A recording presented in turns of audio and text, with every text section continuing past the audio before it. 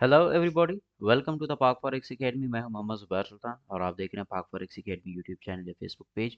आज हम 9 जनवरी 2025 को एनालिसिस करने जा रहे हैं। तो सबसे पहले चलते हैं ट्रेडिंग व्यू पे और एज़ यूजुअल हम स्टार्ट करने जा रहे हैं करेंसीज से, जिसमें सबसे पहले हमारे पास है जी AUD USD। AUD USD को आज अब हम FMC की न्यूज़ के बाद अगर इसकी डायरेक्शन को देखते हैं तो इसने दो मेजर काम किए हैं। पहला, ये हमारे पास मार्केट में लास्ट स्ट्रक्चरल पॉइंट था। मार्केट ने यहाँ पे फर्स्ट ब्रेक दिया, फिर उसके बाद यहाँ पे ये सेकंड ब्रेक और यहाँ से हम बन गए थे सेलर। अब की बार मार्केट यहाँ से इस एरिया को जब क्लियर करेगी, यहाँ से इस जोन को क्लियर करने के बाद लास्ट लिक्विडिटी ये पड़ी है, जिसके बाद मार्केट आपको एक वीक रिट्रेस दे सकती है। तो फिल वक्त के लिए आप AUD USD में on the basis of demand and supply देखें, तब भी आप सेलर हैं। स्ट्रक्चरली देखें तब भी आप सेलर ही हैं। तो इसमें आपके पास सेलिंग ऑप्शंस जो हैं उनको आपने फोकस में रखना है। नेक्स्ट मज़ीद आगे बढ़ते हैं GBP USD पे। तो GBP USD भी यहाँ पे एक लॉन्गर पर्सपेक्टिव में अगर हम देखें तो ये एक लॉन्ग टर्म सेल डायरेक्शन के अंदर है। ऑल्दो के यहाँ पे हमें ये एक अच्छी डिमांड देखने को मिली थी इस पूरे के पूरे मूव में, बट ये मूव अगर हम इसको स्ट्रक्चरली देखते तो this was the last high जिसको ये ब्रेक नहीं कर सका और अगेन लो साइड पे ब्रेक हो गया। अब लो साइड पे यहाँ पे ब्रेक होने के बाद अगर मैं देखता हूँ तो मुझे यहाँ पे सप्लाई नहीं नज़र आ रही। इसका मतलब ये है कि मार्केट आपको इस जोन में यहाँ पे कंसोलिडेशन करती दिखाई देगी और फिर उसके बाद अप साइड पे उठना शुरू करेगी। तो GBP USD अभी तो आपके पास सेल साइड पे ही है, बट ये लोअर एंड पे यहाँ पे कुछ कंसोलिडेशन करके तो वापस उठने की कोशिश करेगी। नेक्स्ट हमारे पास है जी USD JPY। USD JPY को हमने यहाँ पे इस लिक्विडिटी हंट के बाद, ये हमारे पास लिक्विडिटी हंट है और इस लिक्विडिटी हंट के बाद यहाँ देखिए तो मार्केट में ये एक कंसोलिडेशन है, जिसके बारे में मैं आपसे रात के सेशन में भी डिस्कस कर रहा था। ये जो कंसोलिडेशन है, ये अब इस जोन में यहाँ पे ये पहली बार मार्केट ने क्लियर कर दिया। ये जैसे ही दूसरी बार यहाँ से क्लियर करती है उसके बाद USD JPY यहाँ से सेल डायरेक्शन को पिक करेगा। और अगर यहाँ पे आप डिमांड देखें तो ये ना होने के बराबर है, जबकि यहाँ पे डिमांड होनी चाहिए थी।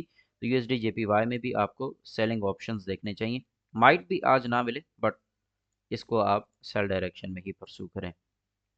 नेक्स्ट अब हम आगे बढ़ते हैं on USD CAD। USD CAD finally ये हमारा एक कंसोलिडेशन जोन था, एरिया था, और इस एरिया में यहाँ पे ये लोअर एंड से लिक्विडिटी क्लियर हुई और उसके बाद मार्केट यहाँ से दोबारा अप डायरेक्शन में जाना शुरू हो गई है।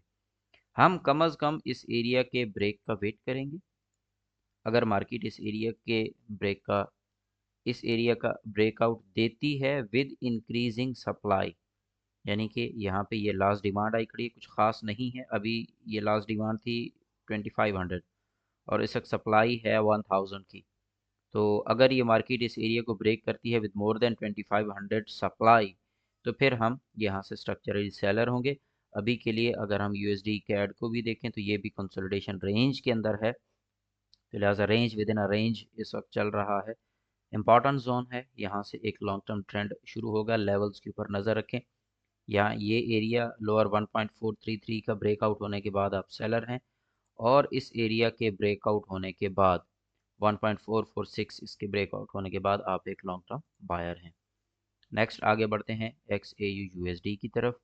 तो XAU USD को अगर हम यहाँ पे एनालिसिस करें तो हमें नज़र कुछ यूँ आ रहा है कि ये मार्केट में इंक्रीजिंग डिमांड है और ये है हमारे पास डिक्रीजिंग सप्लाई।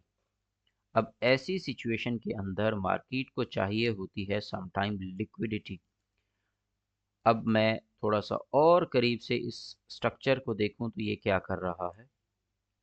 ये मार्केट में लास्ट हाई था, मार्केट उसके बाद ये लो लगाया और उसके बाद ये न्यू हाई लगाया। अब यूँ कह लें कि उस न्यू हाई से पहले ये एक लो लगा पड़ा है और फिर ये हाई लगा। अगेन अब ये लो लगा है और ये हाई लगा है। अगेन ये लो लगा, ये हाई लगा, ये लो लगा और ये हाई लगा। तो अगर इधर आप स्ट्रक्चर को देखें तो ये बिल्कुल एक प्राइस पैटर्न की शक्ल भी इख्तियार कर रहा है। बट ओवरऑल क्योंकि यहाँ पे डिमांड ज़्यादा है और लिक्विडिटी को अगर मैं देखता हूँ तो मुझे लिक्विडिटी नज़र आ रही है इस जोन में या फिर इस जोन में। तो आप ओवरऑल इसमें बाय साइड पे ही हैं। बट यहाँ पे जब तक आपको एक लिक्विडिटी क्लियर नहीं मिलती या आप एटलीस्ट इस जोन के ब्रेकआउट पे यहाँ से अपर एरिया में 2664 से ऊपर ऊपर आप अपनी बाय को ट्राई करें। यहाँ से आपके पास बुलिश अपॉर्चुनिटीज़ ज़्यादा स्ट्रेंथन है बनिस्बत सेल साइड के। तो यहाँ से लोअर एंड से सिर्फ लिक्विडिटी उठाएगी मार्केट, लिहाजा इसको एज ए लिक्विडिटी ट्रेड ही लें। नेक्स्ट एनालिसिस में मुलाकात होगी। अपना ख्याल रखिएगा। Take care.